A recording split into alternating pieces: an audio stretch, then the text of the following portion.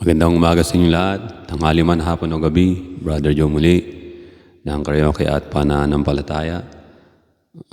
Kakanta muna ako ng isang song bago ako mag-start ng aking i-share sa inyo.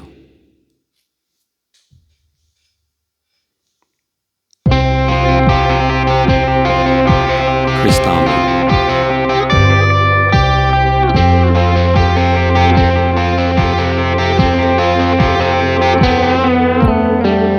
You hear me when I call, you are my morning song. Though darkness fills the night, it cannot hide the light.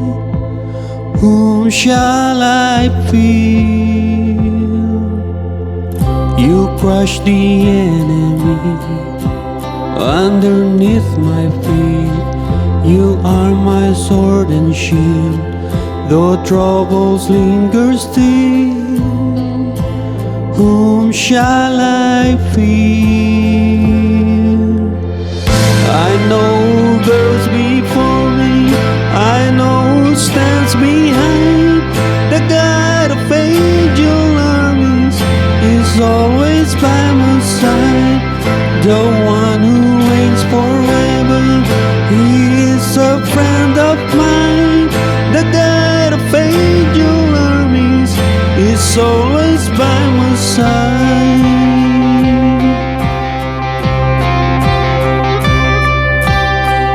My strength is in your name, for you alone can save. You will deliver me, yours is the victory. Whom shall I fear? Whom shall I fear? I know who goes before me, I know who stands behind. The God of angels armies is always by my side. The one who reigns forever, he is a friend of mine. The God of angel armies is always by my side. And nothing formed against me shall stand. You hold the whole world in your hands. I'm holding on to your promises. You are faithful, you are faithful. Nothing formed against me shall stand. You hold the whole world in your hands. I'm holding on to your promises. You are faithful, you are faithful, you are faithful.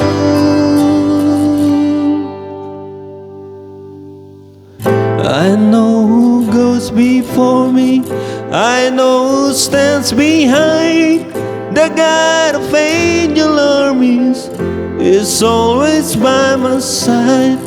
The one who reigns forever, he is a friend of mine.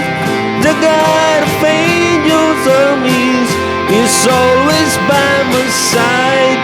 I know who goes before me, I know who stands behind.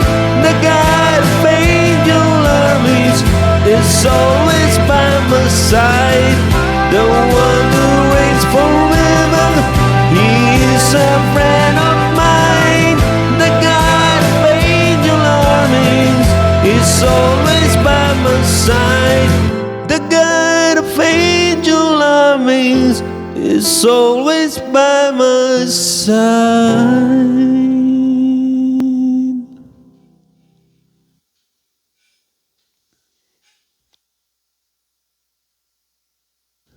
Glory to Jesus. Glory to God.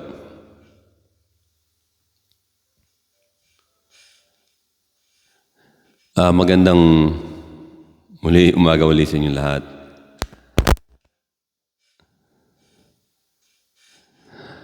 At muli ako'y nagbabalik. Ito'y ang share ko sa inyo ay addendum ito sa introduction ng buhay ng Panginoon sa Kristo dito sa lupa.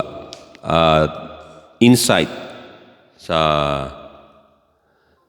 mga maaaring maganap sa future natin. At kung kayo may mga Biblia o kahit ano man ang pwedeng... May mga Bible ngayon nasa di ba? Cellphone apps. At yun ay pwede rin nating gamitin basahin. Tayo ko lang ng konti ito.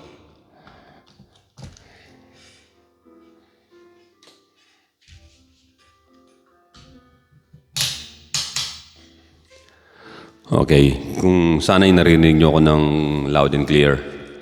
Brother Joe Lito, kamusta na kayo? At lagi ko sinasabi sa inyo, mga kapatid, mga kaibigan, na ang klase ng aking pangangaral ay unang-una, of course, free of charge. At makakaasa kayo na salita lang ng Diyos sa sinasabi ko. At wala akong anumang hingin sa inyo, anumang bagay, o anumang mga pabor, wala ho. Maliban na lang kung gusto ninyong mag-subscribe sa akin at makinig, yun lang ho talaga. Sapagat ang Panginoon na rin nagsabi na natanggap natin ang kaligtasan ng walang bayad, ipangaral natin ng walang bayad.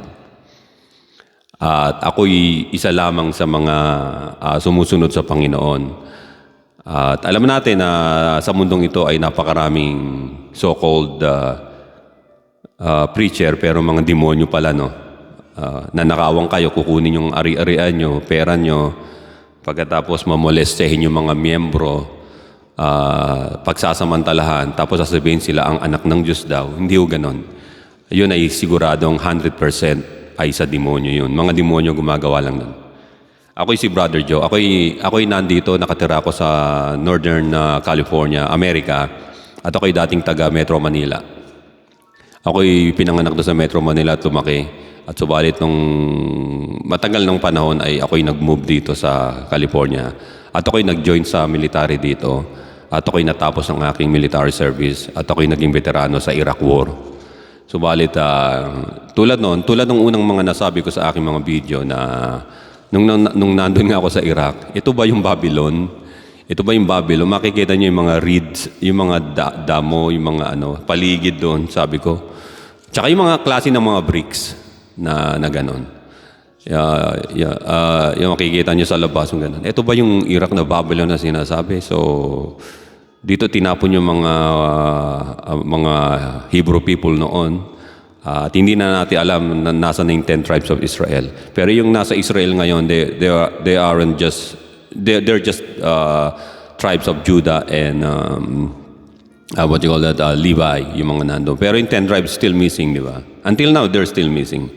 Sabi nila, bumabalik daw noong 1940s, after ng World War II, yung iba nagpuntahan doon. We don't know, but as much as I know, ang tunay na Hebrew people ay ang mga anak ni Abraham sa pananampalataya. If we believe in God, just like Abraham believed in God, so we are the spiritual Hebrew people. Tulad na sinabi ko, si Jesus Christ ay ating tinatalakay. Ito'y addendum lang, karagdagan dun sa panimula na aking topic. Ang unang aanin ko muna ay genealogy. Hindi ito genealogy as in genealogy na babanggitin ko. Napakahaba niyan. Bibilangin ko muna ang genealogy na sasabihin ko sa inyo. Una, 1, 2, 3, 4, 5, 6, 7, 8, 9, 10. 10 lang from the Old Testament. Hindi nyo ba alam na ang genealogy na yan, nagmula kay Adan hanggang kay Noah, ay mayroong meaning? It's a code na nasa Bible na we have to understand. Ganyan ka-importante pagbibigay ng pangalan sa mga tao noong mga panahon na yun. At until now, di ba? Merong mga pangalan na may kaugnayan ito sa istorya at sa history ng buhay ng tao. Kaya nga importante ang pangalan mo ay alam mo ang kahulugan. Dito ang unang-unang tao na binigyan ng pangalan ay si Adan o Adam. Ang ibig sabihin ng Adam is man. Naging anak ni Adam na ayon sa kanyang halos kamukha niya, kareplika niya, ito yung kapalit ni Abel nang pinatay ni Cain at si Cain ay tumakas at hindi na nagpakita sa kanila. Ang pangalan ng anak ni Adan na kapalit ni Abel ay Seth. At naging anak ni Seth si Enosh. Tapos si Kenan naging anak ni Enosh. Tapos si Mahalil naging anak niya, si Jarod. Tapos si Jarod naging anak niya si Enoch. At si Enoch naging anak niya si Methuselah, ang pinakamatandang Old Testament na tao, 969 years bago siya namatay. At si Lamech, siya ang tatay ni Noah, at si Lamech ang naging anak niya si Noah. Sa 10 na to, ang babanggitin ko rito ay yung meaning na iniwan sa atin ng Diyos. There's a meaning dito sa 10 pangalan. So Adam, Seth, Enosh, Kenan, Mahalil, Jarod, Enoch, Methuselah, Lamech, Noah. Si Adam nabuhay ng 930 years. Tutuyo, mahabang buhay ng tao noon. Si Seth, ulitin ko, yung great grandma ko nga nabuhay hanggang 106 eh. Lalo pa nung mga panahon na yun. 106 bago siya namatay. Ang tawag namin sa kanya si Inang. So Adam lived 930. Seth lived 912. Enosh lived 905. Kenan lived 910. Mahalil lived 895. Jarod lived 962. Enoch lived 365 years. Methuselah lived 969. Lamech lived 777. Noah lived 950. Sa mga pangalan tayo mag-concentrate. Si Adam, ang tawag sa kanya ay man. Ang meaning naman ng Seth ay appointed. Ang meaning ng Enosh ay mortal. Ang meaning ng Kenan ay sorrow. Ang meaning ng Mahalil ay the blessed God. Ang meaning ng Jarod ay shall come down. Ang meaning ng Enoch ay teaching. Ang meaning ng Methuselah ay his death shall bring. Ang meaning ng Lamech is the despairing. Ang meaning ng Noah is relief and comfort. Is this coincident? Yung mga tao na yon na yung mga kaapu-apuhan nila o ninuno nila, sila ba ay like sinabi nila sa mga magiging kaapu-apuhan nila, although hindi pa pinapanganak, ganito ipangalan nyo para meron tayong magawang istorya ng buhay ng tao. Dito pa lang sa genealogy nito, yung paniniwala ng mga ibang mga anti-God, mga scientists na sinasabi nila ang tao nagmula sa primate, yung primate, yung genealogy o family tree ng mga modern apes ngayon, modern chimpanzee, gorilla, yung bonobos, yung mga orangutan, yun daw ay nanggaling sa isang primate na ninunurin ng mga modern man o tao, which is a lie. Alam natin na ang tao nilikha ng Diyos ayon sa wangis niya. Kaya tayo may mga opposed terms ay para tayo makalikha, makagawa ng arts. Ito, hindi lang pang-akit sa puno, para sa future na gagawin na invention ng mga tao. Wala yun ng mga animals, walang ganun. Para makagawa ng mga tools na highly sophisticated. ang mga sinasabi na iba, gumagamit din ng tools yung mga apes. Yeah, stick, tinutusok yung ano. Pero just a primitive tools. Ang man ay let's say from like 40,000 years ago, ay biglang nag-shoot up, pataas ang knowledge, nakakarating na tayo ng iba't ibang planeta, yung mga probes, at sa buwan nakarating. At sa Mars ay possible ay mapuntahan na rin ng tao sa maiksing panahon na. So dito, itong 10 pangalan na to, ito'y may kaugnayan to sa pagkakatawang tao ng Panginoon Kristo at sa life ni Jesus Christ. So Adam, meaning man. Babasahin ko yung meaning rito Binanggit ko na yung meaning nila Gagawa ko ng sentence. Kung mali man ng sentence, tuwid na natin tayo na magdagdag. Dito, man appointed as mortal with sorrow, but the blessed God shall come down to teach or teaching his people about his death shall bring to the despairing world there is relief and comfort. Iyon na yun. Iyon ang meaning. Sa salita ko yun. Pero ginamit ko yung mga pangalan nila. Decoded na name. Ang tao ay inappoint na isang mortal na may kamatayan, namamatay dahil nga sa pagsuway ni Adan. At merong sorrow dahil nga sa kasalanan. Subalit, ito yung pangako.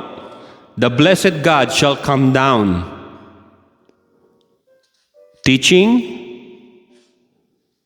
about his death that shall bring to the despairing world then relief or comfort comes in kay Noah na.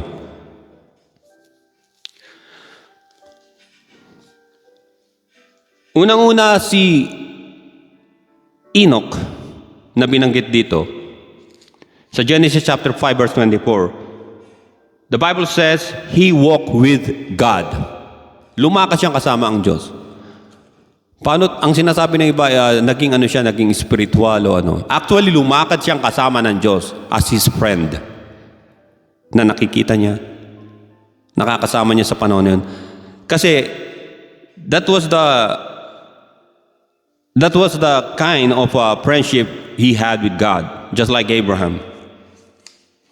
And then also Noah walked with God in Genesis chapter 6 verse 9. Sino ang gumawa ng Ark of Noah?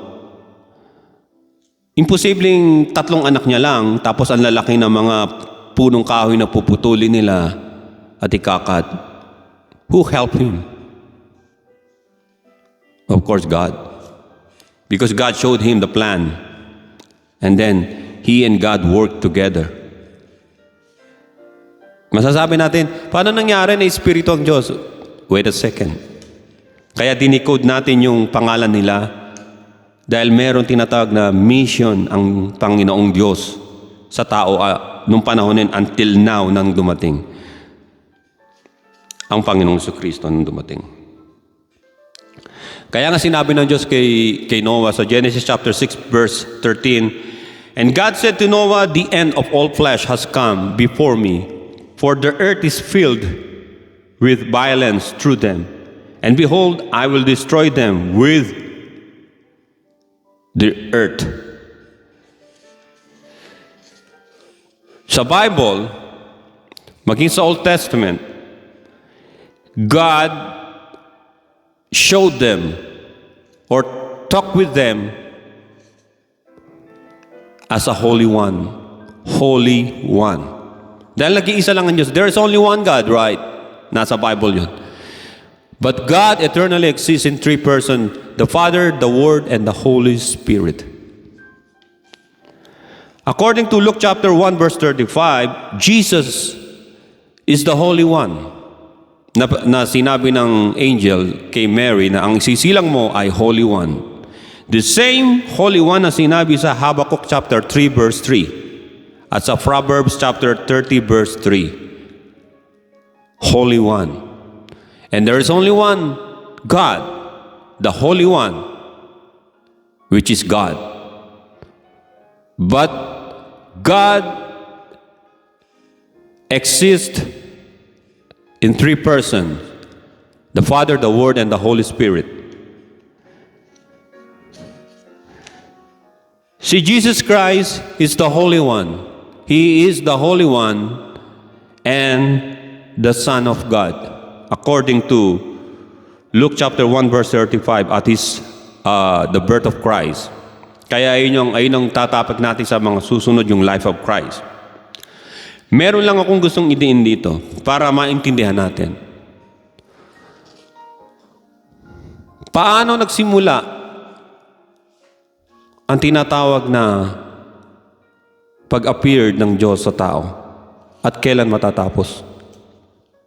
Tandaan nyo, meron lamang 7, 7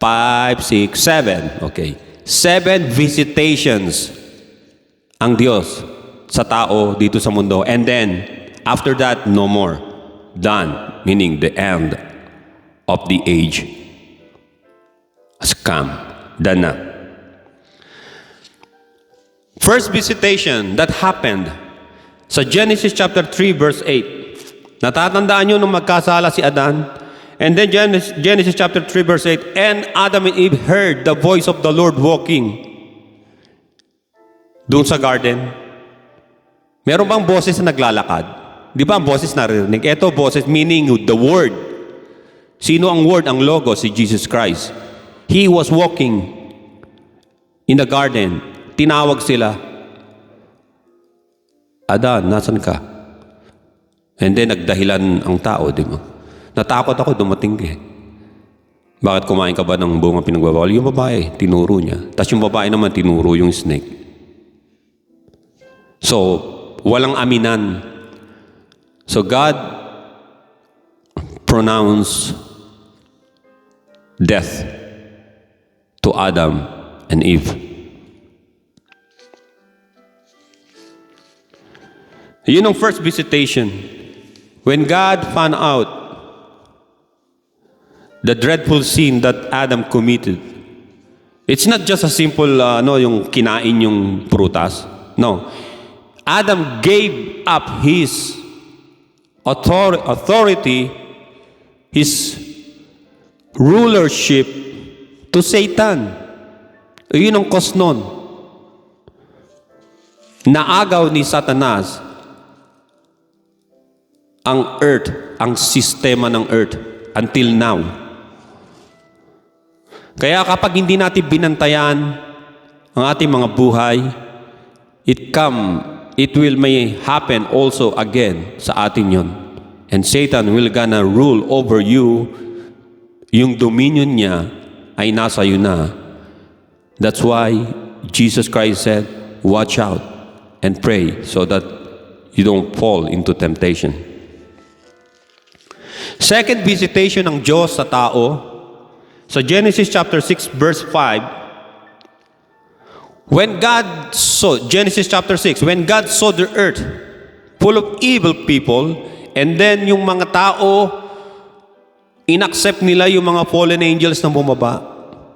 Inanakan pa nga, nag-asawa pa nga dun sa mga human, sa mga women, and then nagkaroon ng mga giants, race of giants na evil. Kay Enoch yun. And then si Enoch lang ang righteous. Si Enoch. And then Enoch walked with God for 300 years. Enoch decided to follow the Lord when he was 65 years old. And then for 300 years, he walked with God. He preached the gospel along those yung area sa buong mundo, world. Hindi pa ganito ang mundo noon. Ang mundo noon ay isang nalalakad talaga na maraming mga animals pa. Marami mga tao, pero merong mga giants. That's proven na merong giants because Jesus Christ mentioned Genesis. And then about the sin of the people. If Christ mentioned Genesis, na sinabi niya about sa panahon ni Noah, meaning it happened. It really happened. Sinabi ko na sa mga nakaraang mga tinuro ko, na yung mga giants na yon, when they died in the flood, and then those fallen angels trying to bumalik sa langit, but God didn't let them in. Instead, they've been captured by other angels and throw them to the dungeons, bottomless pit, into the darkness, and they're waiting for the final judgment sa kanila. At yung ibang mga evil spirit, fallen angels, yung mga giants, because their spirits is not the spirit of man, but the evil spirits, and they become evil spirits all around us here. Kaya marami silang klaseng evil spirits. At yung mga body ng mga giants, and they've been sucked down doon sa tinatawag na whirlpool or bottomless, na kung saan bumulwak yung tubig. Nandun sa reservoir ngayon na-discover na ng science, di ba? Na merong malaking portion ng tubig. Na kapag yung tubig na yun lumabas uli, umapaw uli, it's 35,000 feet high sa nililiparan ng mga eroplano sa impapawid. Ganong kataas, ganong kadami ang tubig. Kaya hindi nila pwedeng tawanan, sinasabi ang Diyos, ay hindi na No, nandun.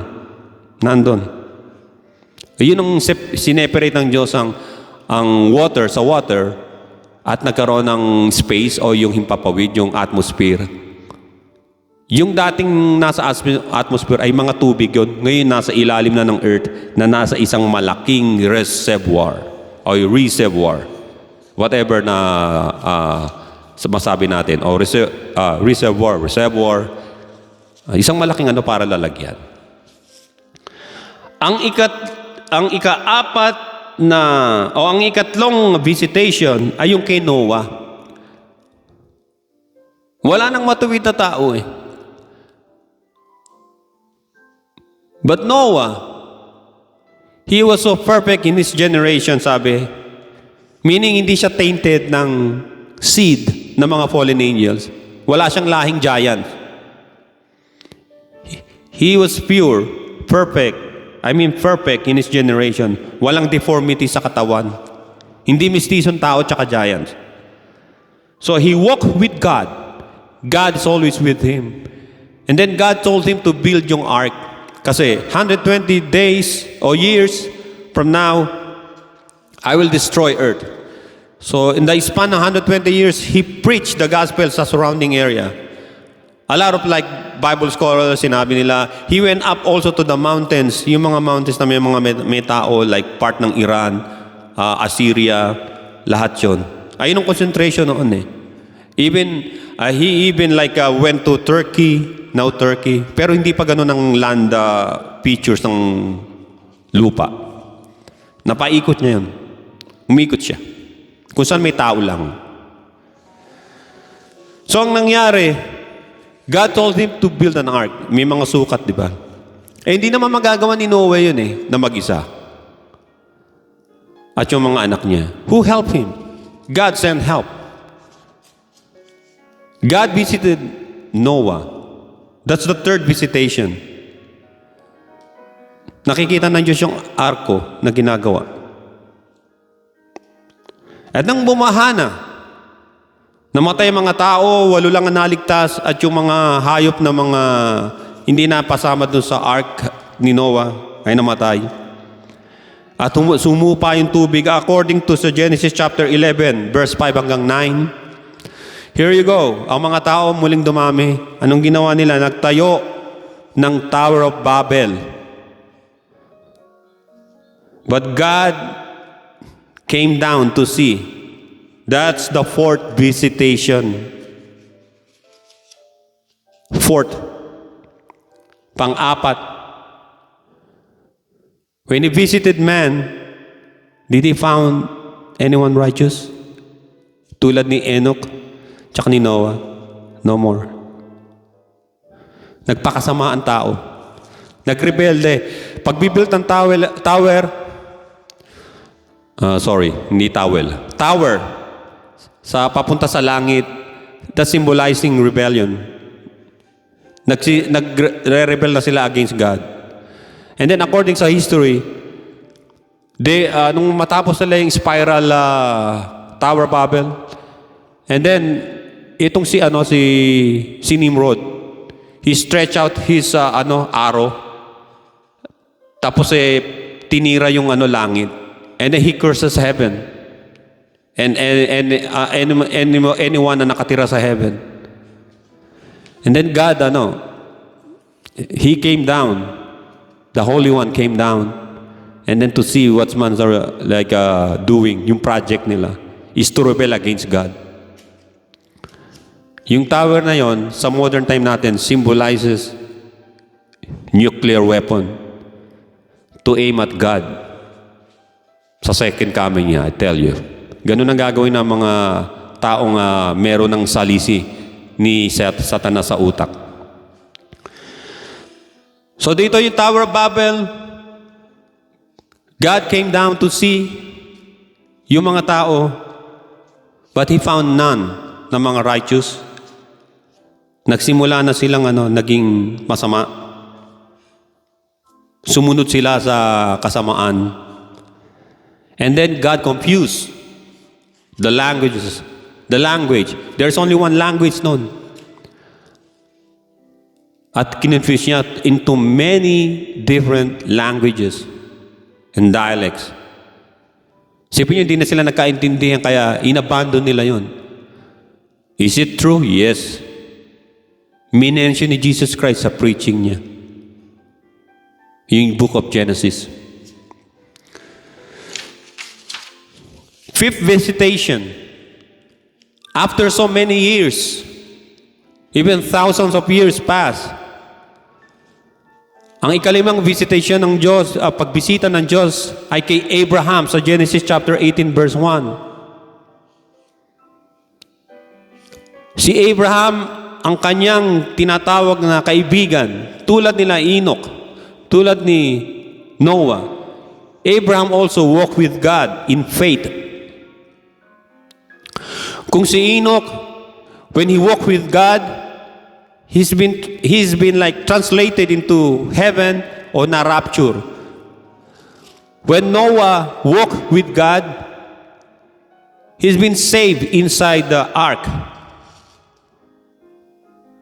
which is yung pananampalataya niya sa modern time, the ark of the Lord, yung grace ng Diyos sa pananampalataya sa Panginoon Kristo, just like the cross of Christ na nagligtas sa atin. So kay Abraham, yun ang ikalimang visitation ng Diyos sa tao. Mababasa niyo sa Genesis chapter 18 verse 1. And then no more visitation na nangyari. After so many years, wala na. Like, after kay Abraham, like 2,000 years. And then there's the sixth visitation. When God told Mary, she will bring a son, the Holy One, and He will call Him Jesus, the Son of God. Sixth visitation. Heto na yon. Ito yung pag-aaralan natin na life ni Jesus Christ.